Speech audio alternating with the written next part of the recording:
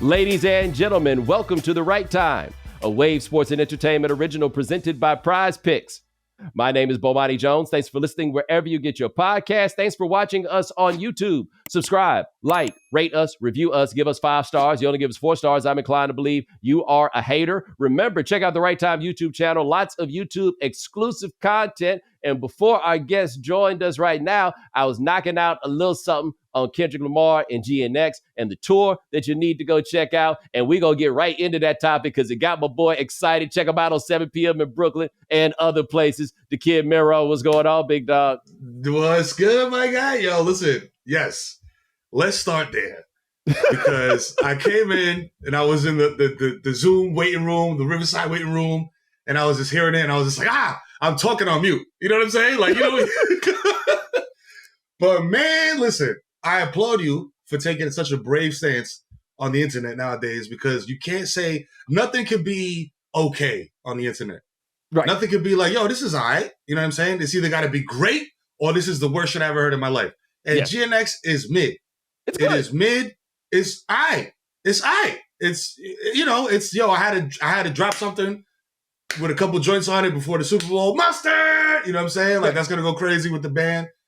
But it was okay, fam. Yeah. Like, it's not, like, I wouldn't even put it in, like, the top 3 Kendrick joints. You know what I'm saying? Like, you know what I mean?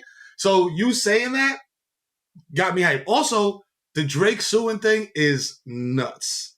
It is, like, we're, like, in an alternate timeline, dog. Like, we will get to the Drake part, right? Because that's going to require a lot, right? You used a term that's very important that we've talked about on this show a little bit before, but it's very important that has been misused by society because they don't understand what mid truly is because they live in a seed-free, stick-free world. They don't know what it was once like. And mid does not mean what y'all think mid means. No, mid is okay. Mid is okay. Y'all remember the Marshawn Lynch meme? The mid is selling. The mid is selling means the middle of the pack. Like, okay, average. You know what I'm saying? Like, average, okay. Perfectly serviceable. Y'all don't know about that. Yeah. Y'all are over here with the spray and the terps and the crazy stuff, candy, bubble, boo. Like, yeah, that's what y'all are on. You know what I mean? Like, Bomani and myself are veterans of the Sticks and Seeds era where mid got the job done.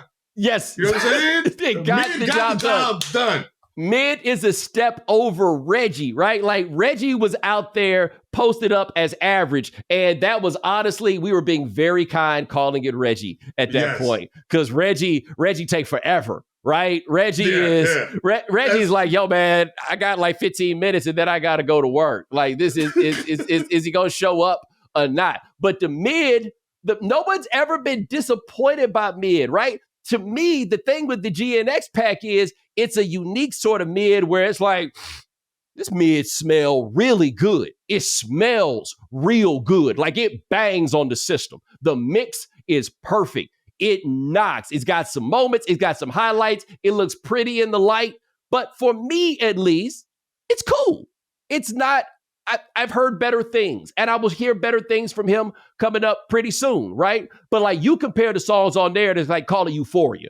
To me, there's no song on there that's as good as Euphoria. That doesn't mean to be good, you have to be as good as Euphoria. I'm just saying Euphoria is that fire. Meet the Grams, that fire. Not like us, that fire. This is a little closer to mid. You feel me? Bro, listen. Mikal Bridges is an excellent basketball player. You know what I'm saying? He is a great basketball player. Is he Michael Jordan? No. Is he bad? No. He's very good. You know what I'm saying? And this is a very good thing amongst a collection of things that are very, very, very good. So calling it mid or I is not a slight against Kendrick, bro. So everybody, like on the internet, just calm down. You know what I'm saying? Like, unplug your router for 30 seconds and replug it in, okay? Because mid is okay. It's okay to be mid. I do have this question. Do you think the Kendrick people are consciously thinking we got to do something for the band? Because they have been putting out tailor-made marching band bangers, which makes this even worse for Drake. Dog. So like I said before, I was just like, you know, certain joints, like you said, certain joints, I said he has to drop something before the Super Bowl. You know what I mean? Because he got the halftime show. He has bangers. I think he has enough joints to do a Super Bowl halftime show, but they need something of the moment because there's no way. Listen, if I know the NFL and I know Roger Goodell, there ain't no way he's going up there and talking about freaky ass nigga, you a pedophile 69 guy, like in front of millions of people. Yo, he is not there, not letting him do that. You know what I'm saying? I've been trying to figure out how that's going to work, right? Because look, Jay-Z runs this show, and they're going to trust whatever the Jay-Z judgment is. But again, this is us being a little bit older. Shit, me being older than you, which is, whatever it is. There used to be actual radio mixes, right? Like dudes used to have in mind the version for the radio that you could do when you went on Arsenio Hall. Now they just be having that thing sound like something wrong with the internet connection and they just cut out. But he's never had to consider doing this song for television outlets, right? Like they did it for the Pop Out. The Pop Out is on Amazon, right? You do videos now for YouTube, not for television. So this song was done without any of this other stuff in mind. Like it wasn't done with radio in mind. I have no idea how radio has treated that song. So what do you do at the Super Bowl? That brings me to another point, Bo. And being elder statesman of hip hop and enjoying hip hop, since a long time ago, I'm not gonna say when, they used to get creative on the radio, bro. If you said like motherfucker, they would throw like you know what I mean? Like a little sound effect or something like, or like they would mix it up. Now, like you said, now it's just like beep, beep. And it's not even a bleep. It's just like dead air. Yeah. Like, fuck, how are you going to get through that song and like have lyrics and I just have a beat with dead air and you saying like, wop, wop, wop, wop, wop, like twice. Right. You know what I'm saying? So that's the thing. It's like, exactly your point. I don't think this was thought out. You know what I'm saying? Like, that's not going to go on the Super Bowl halftime show, dog. Like, that's going to have Janet Titty implications if they let that ride. You know what I'm saying? Like, there's no way, and I'm curious what you think about this. There's no way that Kendrick believed that this would take him to true, legitimate superstardom, right? Like, this was a rap beef. We knew it would be big because we never had, I don't think we've ever, not even Jay-Z and Nas was two dudes at the top in the way that these two dudes are at the top and had been at the top, right? Like, this is like we got Pacquiao Mayweather, except nobody was really old by the time they finally got out there to fight, right? Did he believe that this would crack off the way that it ultimately did? I'd be very, very curious to know that. Like I always say about Colin Kaepernick, he just thought he was being a little mischievous. He ain't think it was going to set off the revolution, right? Hey, that part, you know what I'm saying? Because that's the thing where it's just like an individual having a thought, you know what I'm saying? And saying, hey, you know what? As an individual, I'm going to do this. I think with Kendrick, it's a little more complex. You feel me? Like, I don't think this is just Kendrick or like Kendrick and like his very close friends or tight circle that he writes with or does whatever with saying, yo, let's go do this. I think this is like, and we talked about the lawsuit and all that other stuff, but I think this is like label things also being like, a producer, a label exec, or somebody, A&R, whoever, being like, hey, yo, listen.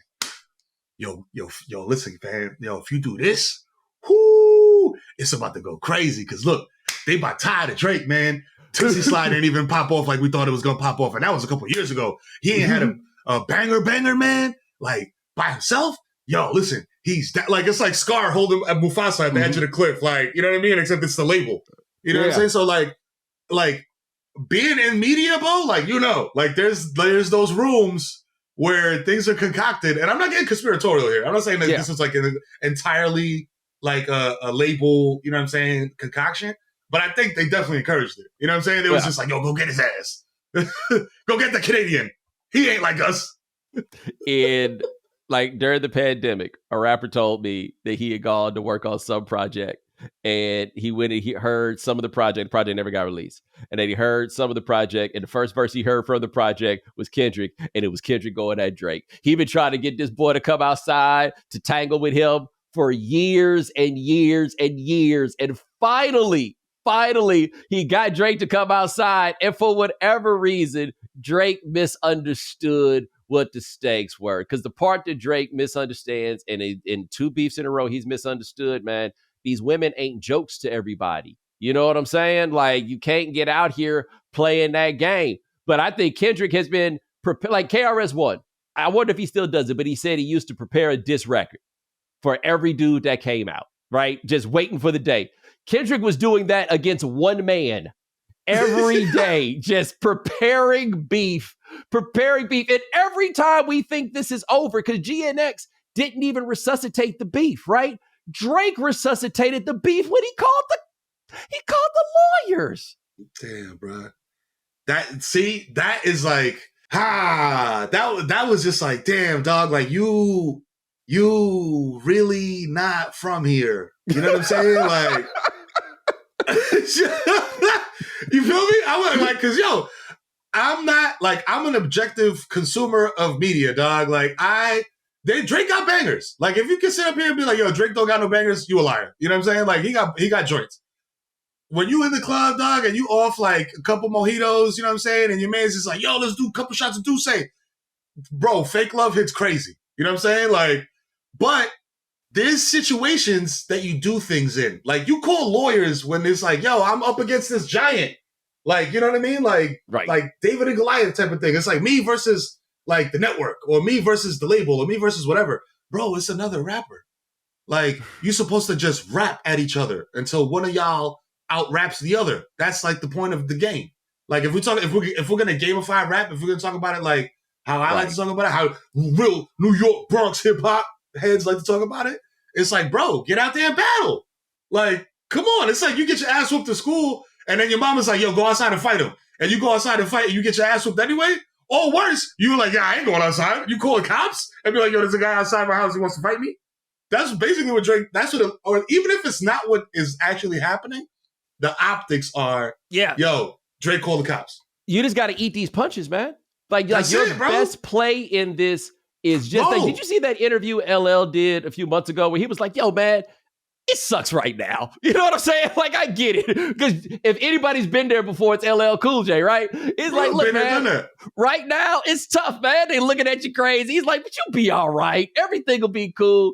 Drake does not believe that, right? I guess it's not even just that, like, people like he's been on top for 15 years. He hasn't been on top for 15 years, right? Like, Kanye West was on top in 2010 for a long stretch, right? Like, Kanye at his biggest, no matter what the streaming numbers say or anything else, Kanye at his biggest is bigger than Drake ever was, right? Like, Kanye matters in a way that Drake has never truly mattered. That's no shade to Drake. Kanye reached rock star status. He's the last rock star, really. Like, we don't make rock stars like that no more. He's the last one to emerge. Okay, cool, right? If you take this L and you ain't the man no more, it ain't so bad, dog. Like, it was cool for you. It's okay. For whatever reason, he doesn't seem to be able to abide by that. You just need to come back out here and put out some music. Do you remember Mo Jizzle? Come on, dog. You remember Mo Jizzle? For those of y'all who don't know, this dude was on Twitter. And apparently, I forget, he used to be talking a little reckless or whatever, but some woman came on and said that Mo Jizzle had kids that he wasn't taking care of. And I swear to you, for 5 or 6 years, people was on Mo Jizzle's neck. No matter what happened, Mo Jizzle could say anything, and they're like, what about those kids you don't take care of? They was killing Mo Jizzle. Knicks looking good this year. Yeah. Let's say, are your kids looking good right now? Good, huh? Your kids healthy? Huh? I know Brunson healthy. You healthy? The kids healthy? Bro, they was on his ass, bro. And he talked about soccer and shit. He was on his ass every day. And he tweeted through it for like 6 years. Not once did Mo Jizzle acknowledge the flood of shade that he received. And I feel like this is before like you could mute certain words. You know what I mean? Like this nigga wasn't even muting kids. He was just like eating it every day. Talking about eating punches. This motherfucker will open up his thing. He must have turned his notifications off, dog. I don't know how you do that for half a decade and just let it cook like that, bro. Just with the heat on your neck, like. I remember the kids is old enough to have Twitter at this point. Right. I remember one day he was like, dog, what was I going to do? You know what I'm saying? Like I had no other option in this. They was coming for my neck and he just rolled all the way through it. And I say that to say, Drake, you could have Mo Jizzled this. After you realized it was over, you could have just kept going. That was only, nobody ever like declares surrender in a rap battle. It's just over at some point. You put out a new tape. it's like a nickname, bro. You don't give yourself a nickname. Somebody else gives you a nickname. You know what I'm saying? Like, we tell y'all as the fans when the rap beef is over. You won, you lost. You know what I'm saying? Like, et cetera, et cetera. Doug, just keep going. Like Mo, you got like Mo Jizzle's a perfect example. Goddammit, Mo, you're a fucking brilliant man. It's like, dog, you just gotta thug it out. You've been out here for so long. People know your name. You're a known quantity. Dog, just pick a genre. You know what I'm saying? Like, get into fucking bachata, bro. Like, you could have kicked me up. I'll help you out. Get Romeo on the phone, dog. We'll get you in a whole different lane, bro. You'll be popping in like some other country. You feel me? And you'll get back to your regular, you know what I'm saying, operations. But this whole like, I'm a fight. I'm gonna call lawyers, bro. Absolutely bonkers. And you can't be hot forever. That's one thing I gotta tell all young rappers out there. You can't be hot forever. If you're hot for 10 years, 15 years, and then you're not so hot, but you still, bro, you can always, that's the beautiful thing about music. If you got 10 banging songs, you could tour them 10 banging songs forever and never drop another lick, another note of music ever again in your career. He could have did that. You and I have both had TV shows on premium cable networks. I'm glad for every moment that I had. I did not weep when it was done because I was happy that I had it. You know what I'm saying? My man got all these years. Just be, you damn near 40. You're not supposed to still be on top of rap anyway. Look at Hov. Hov is over here with the Basquiat locks. You know what I'm saying? Just chilling, hanging out with Michael Rubin and shit. Like, bro, that's what you're supposed to be on. Like, you're not like, it's like, my son is 13, you know what I'm saying? And I understand where we stand in terms of like what's cool and what's not cool. The shit that I think is cool, he does not think is cool. You know what I mean? Like there's a Venn diagram and there's like some overlap in the middle, you know what I mean? With like Tyler, the Creator, and like Playboy Cardi and shit like that. But like by and large, he's not like, throwing that Wu-Tang. You know what I'm saying? Like, I want to hear that HNIC album. You know what I'm saying? He's just like, some different shit. So it's just like, man, listen.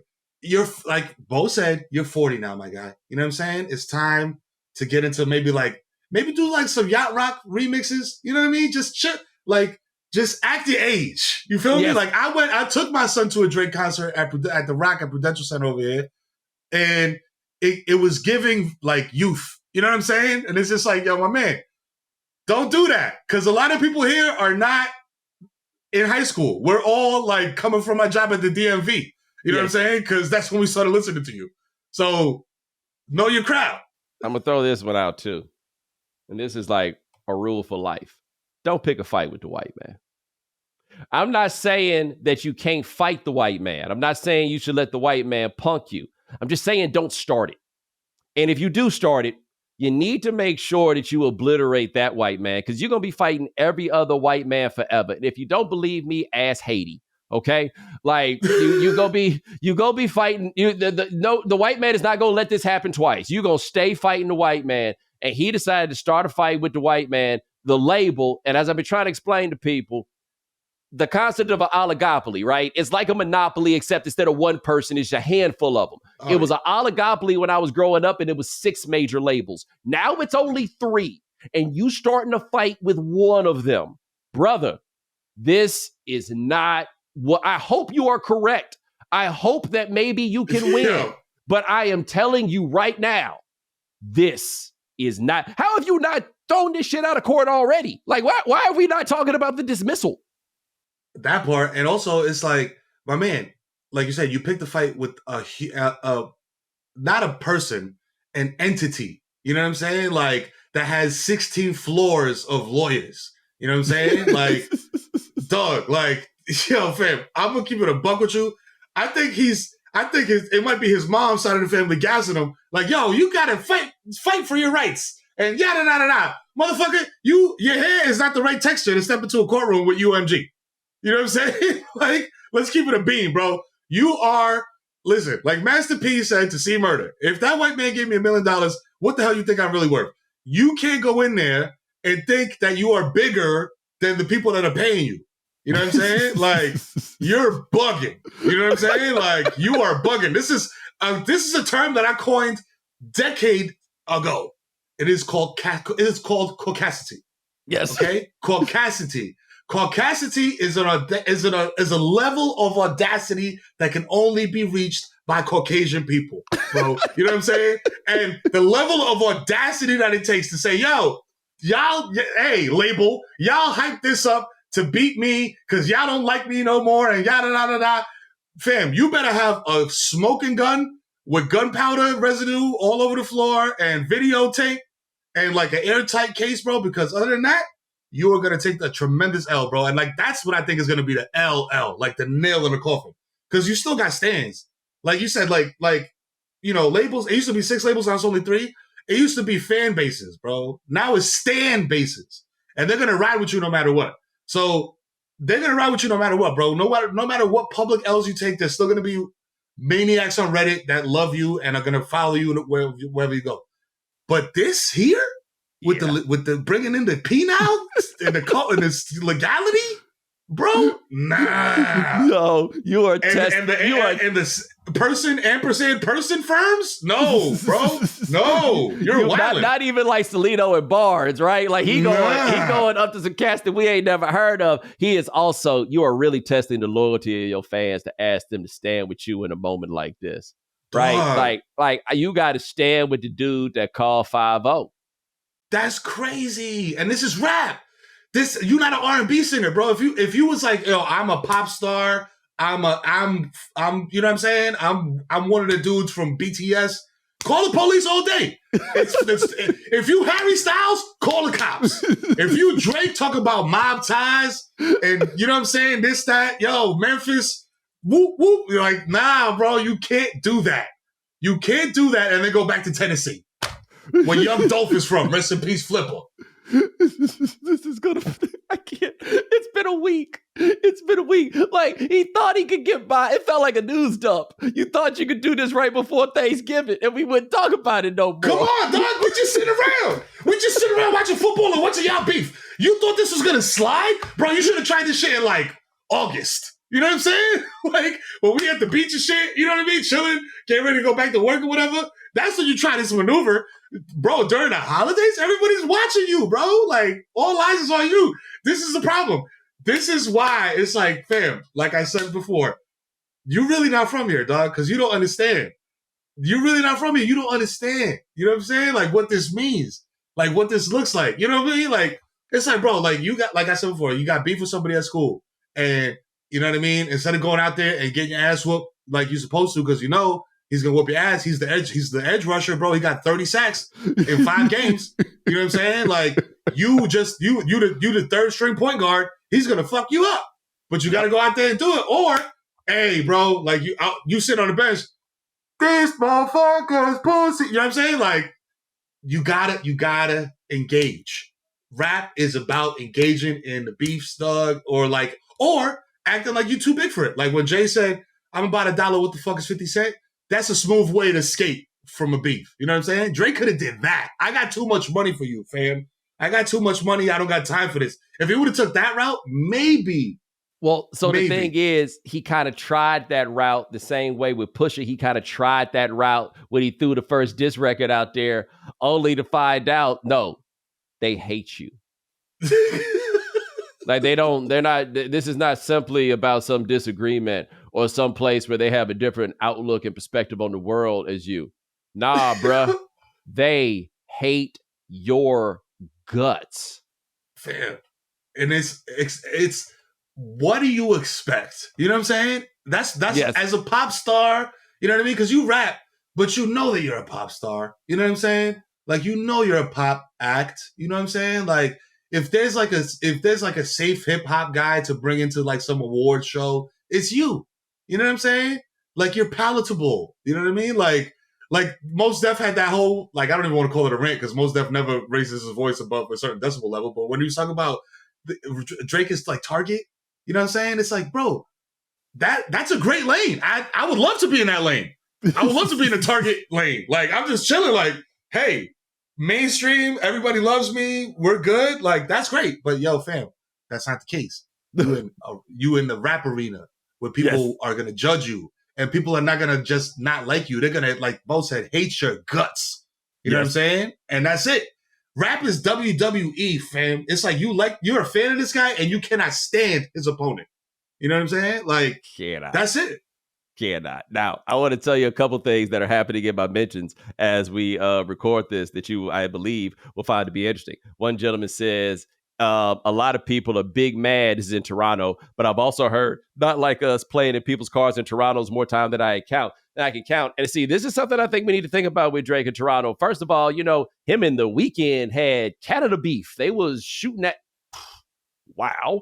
That was wild. Yeah, I say so much has happened in this. We have forgotten that went down. But we got to think about this, right? Because I contend where Drake has really gotten himself in a place where won't nobody fight for him, man, is he been intentionally sliding up on dudes' women because they are somebody's woman, right? It's like look, the juvenile line, you can have an old lady, but overall it's for everybody, right? Like you don't get to act like you own them, but at the same time, it is different if you holler at her just because she used to holler at that dude. That's lame, right? That's whack business. And if he been doing that, weird. And if he been doing that to famous people, how many people has he done that to in Toronto over the span of the last 15 or 20 years? So there's a lot of people in the streets in Toronto that I am sure have been waiting for their opportunity to say how much they hate this dude, but they couldn't because he was the hometown hero. Fam. Club promoters, you know what I'm saying? Like, think about when you start. You know what I'm saying? I know when I started. Think about when you start.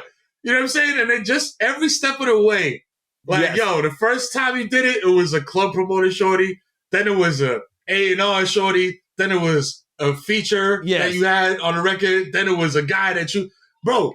It's crazy because it's like another thing is also. You did the absolute wrong thing by starting Canada beef and doing what you did. What you should have done, and it could have helped you now, is the Queens thing. Like when the Queens hip hop scene was like really popping in like the mid 90s, it was like Nas, Capone and Noriega, Mobb Deep, Cormega.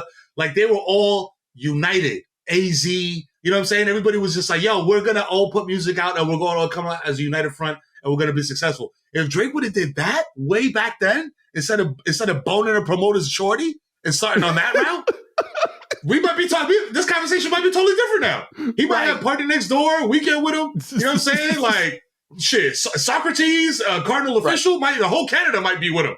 But Justin Bieber might pop out and spit a hot 8 bars. Mike Myers, you know what I mean? Like he might. Jim Carrey might pop out of retirement to you.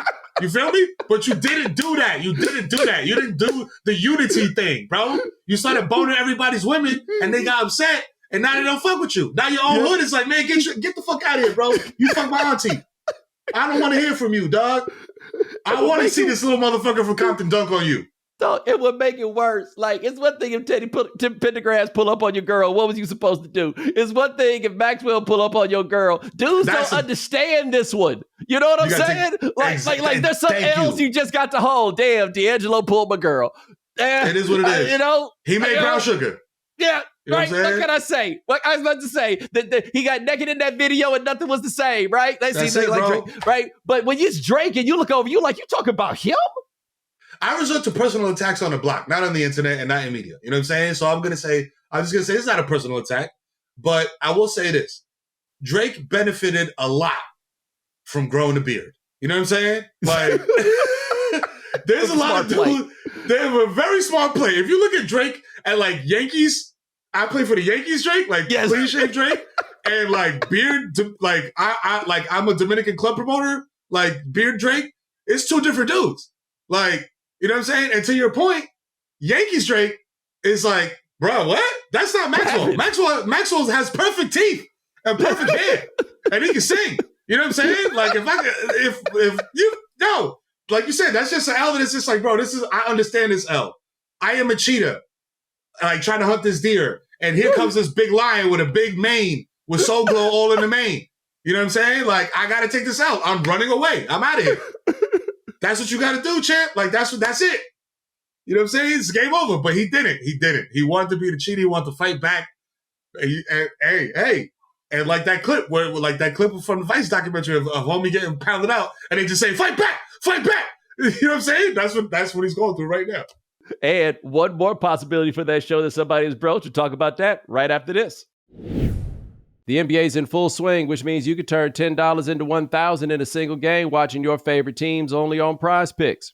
You can make a Prize Picks lineup between the NFL and the NBA in as little as 60 seconds. Sign up today and get $50 instantly when you play $5. You don't even need to win to receive the $50 bonus. It's guaranteed. Quick withdrawals, easy gameplay, and an enormous selection of players and stat types are what make Prize Picks the #1 fantasy sports app. But rather than hear from me, let's talk to our expert picker.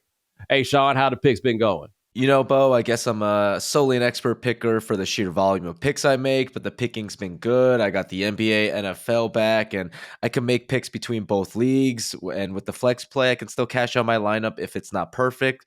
It's really cool to just, be able to pick LeBron James and Patrick Mahomes for a pick in the same pick. So, and as always, if you want to hear my upcoming picks, stick around for the end of the show. And if you know me, I'm always picking more. So you make sure to go to prizepicks.com/Bomani and use code Bomani for a first deposit match up to $100. That's prizepicks.com/Bomani. Prize Picks, daily fantasy sports made easy. This episode is sponsored by BetterHelp. Sean, I love this time of year, especially because I get to listen to my favorite holiday songs. But with the holidays coming up, what moments and things make you happy and cozy at home during December? Well, for me, Bo, I love spending time with my family and friends, whether it's watching my favorite holiday movies or eating the best holiday dessert. I truly love this time of the year. It's the perfect time to wind down and relax. And in the midst of this season, therapy is a great way to bring yourself some comfort that never goes away, even when the seasons change. If you're thinking of starting therapy, give BetterHelp a try. It's entirely online, designed to be convenient, flexible, and suited to your schedule. Celebrate the progress you've already made. Visit BetterHelp.com/Bomani today to get 10% off your first month. That's BetterHelp, HELP.com/Bomani. Finding the perfect gift can be tough, especially one that won't end up in the back of a closet. This holiday season, do what I'm doing and give the gift of planning unforgettable experiences with Viator. Sean, what kind of holiday travel plans do you have for this upcoming season? Well, for me, Bo, the best gift my partner wants is a quick weekend getaway. So I'll be heading to Santa Barbara later this month, actually, for a fun trip. And I'm really excited to use Viator when I'm there. You can book guided tours, activities, excursions, and more. Viator has over 300,000 travel experiences to choose from. So it's easy to find something that, everyone on your list will enjoy. Plus, they have real traveler reviews, so you can pick the perfect experience with confidence. And with free cancellation and 24/7 customer support, you can gift worry-free, knowing that plans can change, but great memories last forever. Whether it's a unique way to explore their own city or an adventure on their next trip, a Viator experience is a gift you won't regret. So, skip the predictable presents and make this holiday one to remember with Viator. Download the Viator app now and use code Viator10 for 10% off your first booking in the app. Find travel experiences for you. Do more with Viator. All right, back off to Kid Mero. Somebody else put in my mentions talking about Drake, and he says, Toronto, we also got a surprise guest for you, and it's a gif of Pusha T. Ugh. Can you imagine if Kendrick pulled Pusha T? Like, if there is no Miami show on this tour, if there was a Miami show, Rick Ross, but there's a Vegas one, and Rick Ross loves Vegas. Oh. White boy. He wouldn't even have to say do no songs or do the diss track that he did. Just come out and be like, white boy. White boy. Like, white boy. Just the way he said that I was just like, damn, dog. Like, woo. Like, I am 100% Dominican, gang. I am black on this side and black on this side. And I was just like, damn. Just being light skinned, I was just like, damn, Rick. Yes. Ricardo? Oh my God. What did he say? Wearing the Dockers with no underwear? Like that whole thing. Like, I'm a little disappointed that Rick Ross tapped out because I guess I haven't paid attention to his Instagram in a while. Rick Ross's Instagram stories at the beginning of this could not have possibly been funnier. Oh man. He's just in Florida doing Florida things. And when I seen him beefing with Envy and doing like your sons could come clean my pool. You know what I mean? It's just like a dude that's just like I don't know if he has hyper self-awareness or no self-awareness. Either way, the motherfucker's hilarious. Yeah, you can't really win. It's hard to win a beef with Rick Ross. It's hard to do. Look, Rick Ross, once he survived the 50 beef, he's like, look, man, I'm vaxxed up. Triple, quadruple. That's it. I'm immune to the corny virus. Like Yes. y'all can't go. Anytime you put corny in the comments, whatever, I don't see it. Well, he also figured out a very, very important tactic, which is I just kept putting out heat. That's it. And one thing I'll say about Rick also is like, yo, tremendous beat selection. Might not have the hardest bars in the world, but the beat selection is on par with any rapper you can name. You know what I'm saying? And that has given him a lot of room to shape. You know what I mean? Given his past transitions. But those things, though, maybe he had the blueprint that Drake needed. Just come back out here with some heat. Like, what was that record he came out with right after? Dragonfly Jones talked about that, where he just came off 4 minutes off the top with heat after that 50 beef. Just like, hey, man, I'm just going to keep making heat. Because Drake ain't my speed, but a lot of y'all think he got consistent heat. He needed to come back out here with just a bunch of heat. Bangers, bro. Like, whatever you have in the safe, that's like, yo, this is the emergency. This is the Doom Prepper album. Yes. Like, yo, I'm about to fall off. Or I did some crazy shit, and my PR is like, they dumped me, so I got to drop this album. That's the album you pull out. You know what I'm saying? That's the singles that you pull out. Just for me. Scott Storch held this beat for me for 4 years. While he was getting a haircut and smoking a Newport 100. Yes. You know what I'm saying? Yes. So you know it's going to slap. Yes. That was what it needed to be. I didn't even think we was going to wind up talking about old boy so much, but that tour announcement hit just as we got on here. I got to ask you about this because I got you here. The Knicks. Let's go. They have a better roster, but are kind of the same, like, level of not bad as they were last year, right? Yeah. And then they went and got your hermano. You know what I'm saying? They got Carl here. Are you still on board with that? Big cat, we here. You know what I'm saying? Big cat. You know what I'm saying? Wave the flag. Yo, honestly, bro, I've been as an avid Knicks fan and watcher. You know what I'm saying? I think this team is better. I think the chemistry was better, you know, but this is hyperbolic because I'm a homer, you know what I'm saying? But like everybody was saying, when you lost Randall, when you lost DiVincenzo, you lost a big man and you lost a shooter. And I was like, well, if you traded Aaron Judge and Garrett Cole for Shohei Ohtani, would you be mad? You know what I'm saying? You feel me? Like, right. That's a little shaky analogy, but but I see it. You got back a big that is, and I didn't watch a ton of Minnesota games, but he's looking way more aggressive than I remember. Yes. You know what I'm saying? In regards to like going to the hoop and rebounding and doing the you know what I'm saying? Which is, I like it. You know what I mean? I like the direction they're headed. They didn't crater after this trade. The locker room is good. Everything is smooth. Like, I always tell people as a Knicks fan, talk to me after All-Star. After All-Star, let's see where we at, you know? And if we have gelled fully by then there's nothing to worry about. You feel me? I like this team against anybody in the playoffs, man. And especially in the Eastern Conference. Nobody is harder on Carl than I am. Right, I am. I know, Bo. I am. Yeah, that's right. I've had to go down there and do it with y'all. I am harder on Carl than anybody else. Kaba, however, he putting up 25 and 13. The games that I have watched them play, and I only watched a handful. Right, I ain't in full basketball swing. He has looked excellent when I have watched them play. The only problem is, what always is the problem is, he ain't fully in touch with being real big, and they be going through him to the bucket. That's my question, is when y'all gonna get tired of that part. But in the meantime, tween time, he's out here getting buckets. And that's what you got him for. I think it's another thing too. It's like Mitch comes back, you know, Hukporti's looking good. Sims is looking like an NPC out there sometimes, but Hukporti's look good. There's a lot of backup bigs in the rotation that you could slide in there and be like, yo, go out there. You got 6 fouls, gang. Make it happen.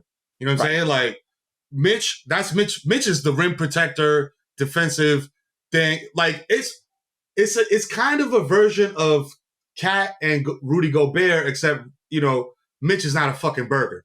You know what I'm saying? He's just health availability challenged. You know what I'm saying? But he's not Rudy. He's not a goober like Rudy, dog. Like, Goubel. You say Goubel the Goubel? Goubel. So the thing I think happened in this trade, and I think I talked about it briefly when it happened, but I don't think people, I don't think I fully expressed this.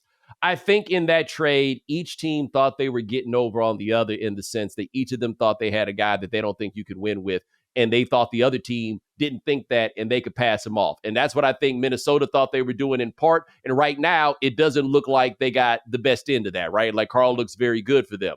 However, the Knicks snuck Julius Randle upon them. And I think they have learned very quickly that ain't a dude you about to win with, man. His old mopey ass walking around there looking like Eeyore when he don't get the ball every time.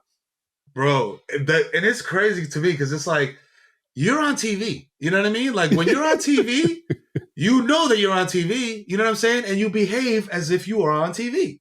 Like, you know, look, I'm home by myself right now. You know what I'm saying? It's just me and the missus, the kids is at school. You know, if I wanted to, I could pull my dick out. But I'm not going to do that. You know why? Because I'm on the right time with Bomani Jones. And there's a camera on me right now, this moment. We are creating a media product for consumption for the people. So, that being said, my man, I never understood, like, they got all types of stuff now, Bo. Like, you know better than I do, man. You've been covering sports a long time. Sports has evolved to a point where they have psychiatrists, they have psychologists, they have therapists on deck. Get in there with a therapist that's going to say, hey, bro, if you don't touch the ball 20 times, don't go moping around, bro. It looks crazy on screen. Right. Well, you know what I mean? Like, A-Rod, you part owner? Get it. Go, hey, A-Rod, go over there and have a conversation. Go over there and have a conversation about the body language, A-Rod. Come on, stop. Well, I also have this thing where you open yourself up to stuff when you start making your kids part of your public brand, right? Which is absolutely something that Julius Randle has done, okay? I don't think I'm out of pocket for saying what I'm going to say. Your kids is watching these games too, bruh. You know, like that moping around. And I mean this very seriously. Oh, yeah. Anybody's kid moping around like Julius Randle mopes around, my pops would have come and talked to me during that game. And I know that because it has happened, right? No, Bo.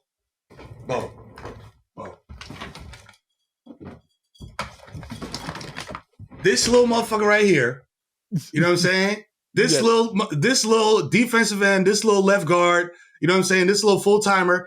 Bro, if you don't run your ass off the field when it's defense and run, you know, if you don't run, if you don't play through the whistle, I am benching your ass. I don't care that you my son. You are going on the bench. You know what I'm saying? And I feel like that's something that people are scared to do nowadays. Yeah. Organizations, my pops would have been like, coaches, hey, watching. Like you need to get your chin up. And that's the thing with Randle is he looks like a child. Like he behaves where you would expect his kid to be like, hey, daddy, chin up like you tell me. Come on. You come off the field. I'm the type of coach that I'm like, yo, all right, champ. Yo, listen, there's one play, champ. We're going to get him on the next one. Get him on the next one. Get him on the next one. Stay engaged. Stay hyped. Stay hyped. Stay hyped. Hey, don't go sit down and take your helmet off. Stay right here on the sideline and hype your mans up. You know what I mean? Because we're here to win. This is a team game. You know what I mean? This dude ain't even, and I'm pointing at other kids too, bro. Like he ain't even get off the bench. You in there, bro. You impacted the game. Stop, cut it out. Pick your head up off the floor and get in there. You know what I'm saying? And make it happen. Like, bro, you are a professional. Yeah. You know what I'm saying? It can't be this. You can't be this. You feel me? If I show up to the set at 7 p.m. in Brooklyn, bro, victory light, according to the kid, whatever I got going on, you know what I'm saying? And I just pull up and I'm just like, yo, man. We're not talking about me? Go ahead, Melo. Yo, you won Olympic medals. Oh, yeah, whatever, nigga. Fuck out of here, bro. Yo, Wave Sports Entertainment. Yo, fuck out of here, man. Yeah. All right, EJ, whatever, bro. You know what I'm saying? You can't do that. You cannot do that, bro. You're getting paid to do this. You know what I'm saying? Like, there's fans, there's owners, there's revenue, there's things at stake, bro. You're not just playing at the park at your crib. You know what I'm saying? Like, by the way, this reminds me, we covered, toward the last few minutes of this, but you talked about your son playing ball. It is something you had told me earlier that I thought was hilarious. I had not thought about is you looking at the last names of the kids that play in the league with your son and realizing who their dads all are. Oh, man. Yo, hey, big shout out to Jay McCourty. You know what I'm saying? Because the Giants suck. Let's not even talk about them. They need Cam Ward is what they need. Yes. So last game, they got a shout out. on the broadcast. You know what I mean? Because our team won the Super Bowl. You know what I'm saying? Our Pee-wees won the Super Bowl, and again, I'm the least qualified on that coaching squad. You know what I'm saying? We got dudes that are real Super Bowl champions. You know what I'm saying? And yeah, some of those names, man, it's just like, and now I know why the name is not on the back of the jersey. You know what I mean? You don't want to get, unwanted attention. You looked up and were like, what do you mean, O'Hara? You mean like who used to play for the Giants? What? I was like, what? Chris Snead's kid is the quarterback? Bro, like, come on. Ain't nobody going to coach a quarterback better than a left guard. You know what I'm saying? Other than another quarterback. You know what I'm saying? Like, come on now. But no, dude, youth sports is so crazy now, especially because all these former pros, they all got their kids out there. And we actually are underestimating like how many of their kids actually aren't good because we only hear about a small handful of them. Yes. But like some of them allowing all these pros around all this youth sports. And it sounds like they all have the same idea in the beginning. No, I'm not going to coach. And then they look up and realize that coach is a jabroni. And they're like, okay, I guess I have to coach. You really don't. It's not that serious, but they're going to wind up doing it anyway. Anyway, bro, I'll tell you a quick story. Cole Beasley lived in town briefly, you know what I'm saying, when he was signed with the Giants. And that was another one of those situations where I go to the field and I look at my roster sheet and there's a couple new kids on it. And one of them has the last name Beasley. And I'm like, oh, damn. Like, okay. And then I see this 5'8" white man standing off to the sidelines dressed in full head-to-toe Dior. And I was like, okay, this dude does not look like just a football coach. Because all the football coaches here got, J&M Construction. You know what I'm saying? Mackey-owned Paving. You know what I'm saying? Services, shirts on and stuff. And I realized, oh, shit, that's Cole Beasley. So we're running plays. We're going through the offense. And every single time, bro, this dude is going to come and whisper in this kid's ear, and the kid's going to do some whole other shit than what we running. And I'm just like, hey, man, like, if you want to be involved, get involved, dog, because I'm over here. I could be home taking a nap right now. You know what I'm saying? And I'm not here for fun, homie. I'm not here for fun, dog. Like, I'm here to support these kids, bro. We're watching 2 hours of film on Lincoln Park, gang. Like, you in or you out? Yeah, like it's just not. They're just supposed to be out there running around. It's supposed to be one or two kids who take it a little bit too seriously, but not because their parents said to, just because they like that. You know? And that's the shit, bro. And that's the thing, man. It's a lot of y'all out there. Just because you play D1 ball don't mean they can play D1 ball. You know what I'm saying? And I'll leave it at that. Man, I really just thought about this. I thought about it a little earlier, and, we are both here down with the Wave Sports and Entertainment crew, and I don't know if anybody has brought this up. I don't know if y'all have talked about this at any of y'all's meetings down there, but, the show is called 7 p.m. in Brooklyn. Has Drake made it such that y'all have thought about maybe y'all need to change the name of that to something else? Like, y'all, is that even too much of an association at this point? Bro, it's crazy you said that because I had that brief thought because I saw a graphic of, better series, right? Where it was a graphic and it had Kendrick on one side and Drake on one side, of course, because that's where we at. And it had The Heart versus the Timestamp series. And I was looking at it and I was just like, oh shit. Oh shit. But I don't think the heart with 7, you know what I'm saying, works. No, it don't work. It don't roll off the tongue.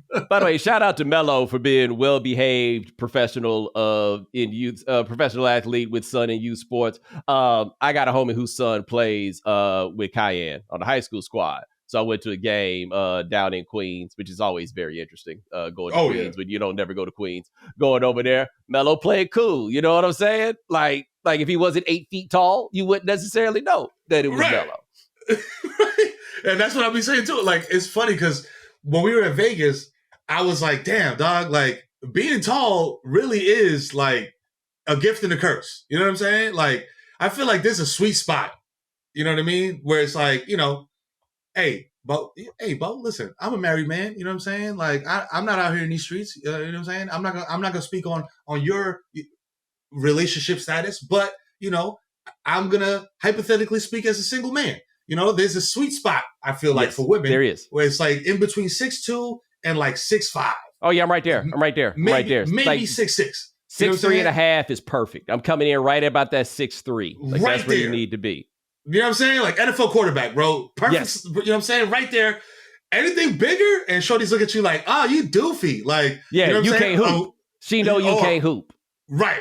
Or anything under, and it's just like, now you're in the short king category. You know what I mean? Yeah. So I'm 6'2.5". You know what I'm saying? Like, and that half, you know what I'm saying, is what I put Tim's on. So, like, walking through Vegas with Melo, I realized, okay, we are very noticeable because you are 8 feet tall. You know what I'm saying? We ain't going nowhere on the low out here. You know what I'm saying? Like, he is big in a way that watching on television, you really don't appreciate how big basketball players are. Like, not just the tall part, like just being big dudes. Melo is a giant. Like, I did not fully realize it until I met him. And look, I've been around. It's not like I've never been around NBA players before, anything like that. Oh, no. Melo is a giant. It's different, bro. It's different. Like, and we're talking about, this is genetics, bro. This is not just like, I drank a lot of milk growing up, I worked out. Nah. Nah. There's a whole bunch of Anthony family members that are 6'8" and up type situation. Like, you imagine being as tall as Cayenne and you still ain't as tall as your daddy. Like, that's wild. Come on. And it happened overnight. That's the crazy thing, because I'm watching this guy, you know what I'm saying, go from like 4 feet tall to like bigger than his mom's. And I'm just like, oh, shit. You 9. You know what I'm saying? Like, pretty soon, dog, once that puberty hit, it's a wrap for me. Like, you know. You had to put him against the wall yet? Hey, a few times. You know what I mean? He tried to hit me. Bro, he's trying to run drills with me. I'm like, fam, I'm going to hit you. He's like, go ahead. I'm like, all right, bet. He gets some 3-point stance. I'm washed. I get in this little 2-point stance because I'm not trying to get too low.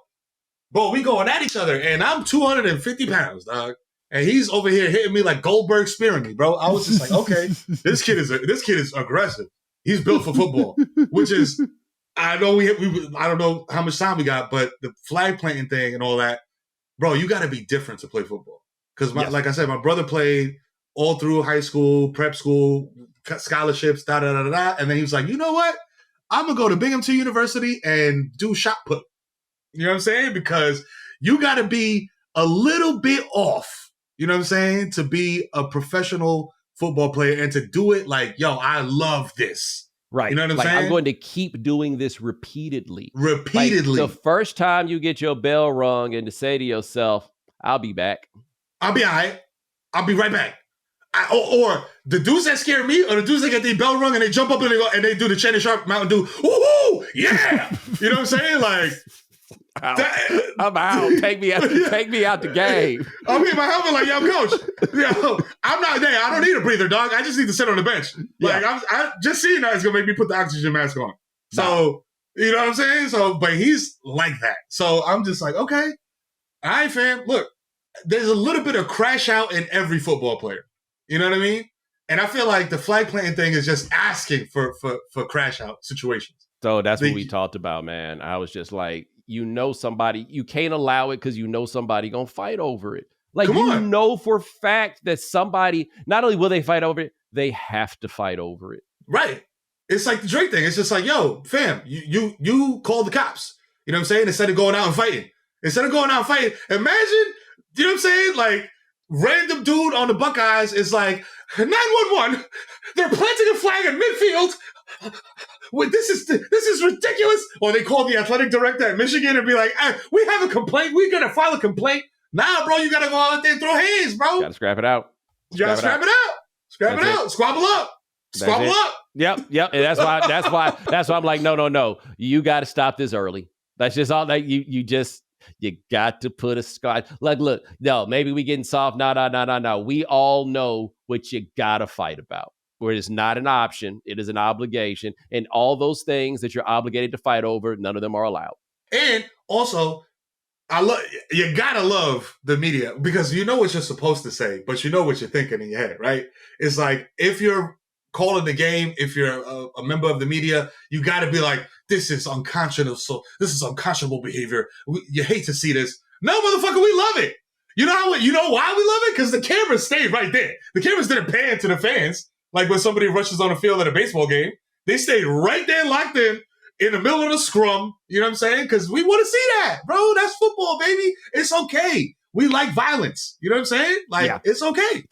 It's why we're here. Like, the sooner people are honest about this, the sooner we Let's can be have real. real conversations. We recognize that we had a little more violence than was necessary before, right? It's like you don't need the tea to be all the way like to, don't need to whistle all the way, right? You can let it cool down. It doesn't have to be that hot, but we're here for the violence. Come on. A rolling boil is fine. You know what I'm saying? Like, for a little bit. Yes, we all recognize. But hey, that is the Kid Mero. Check him out, 7 p.m. in Brooklyn. Check him out. That's right. Give me the rest of them, man. Light? I can't remember all the joints. The Victory Light, I know. Man. Victory Light, according to the Kid, man. According to the Kid on YouTube. The Kid Mero on all socials, man. We are outside, baby. You know what I mean? Like, next time you see me, it's just going to say executive producer. The Kid Mero. You know what I'm saying? Holla at your boy. We here. Hey, bro. Book is coming, we got to get you back coming. here, man. This was an easy hour, man.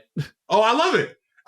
Listen, bro, you know, man, we done did this before, man. This ain't our first rodeo, dog. Like, we can sit and chop it up, and an hour feel like 20 minutes, you know? People don't know. I was the first 2-time guest on the Deezus and Mero program. That's right. Advice, because I'm the emergency contact. I'm the emergency contact. Like, oh, snap, Baron Davis can't make it, huh? Baron Davis can't pull up, but you know who's going to pull up? Bo. Bo's pulling up. And he's pulling up with some pack. You know what I'm saying? Yes. Oh, the days. My brother, I appreciate you. Yeah, I appreciate you, my brother. And thank you for putting me onto that butter machine, dog, because that should change my life. God damn it. I'm telling you. But ladies and gentlemen, thanks so much for joining us here on The Right Time. We do this 3 times a week. Sean, you handles everything behind the scenes. Thank you, sir. Remember, follow The Right Time. Subscribe, like, rate us, review us, give us 5 stars. You only give us 4 stars. I'm inclined to believe you are a hater. And we'll talk to you guys in a couple of days. Take it easy.